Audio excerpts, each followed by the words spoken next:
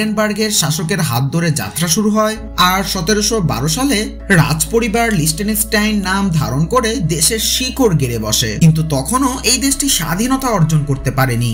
1719 সালে রোমান সম্রাটের অধীনে গিয়েছিল আর 100 বছরের মাথায় 1806 সালে এসে অর্জন করে পূর্ণ স্বাধীনতা।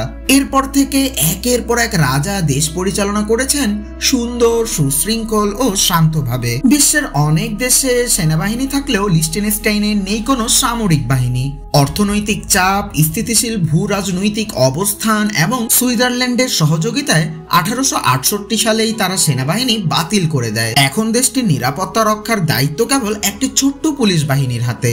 রাজা, পার্লামেন্ট আর জনগণ এই ত্রয়ী মিলে গড়ে তুলেছে একটি কার্যকর রাষ্ট্র ব্যবস্থা। লিস্টেনস্টাইনের বর্তমান রাজা হান্স অ্যাডাম দ্বিতীয় 1945 সালে জন্মগ্রহণ করেন। তার পিতার মতো তিনিও রাজকীয় গৌরব ধারণ করেন। তবে একই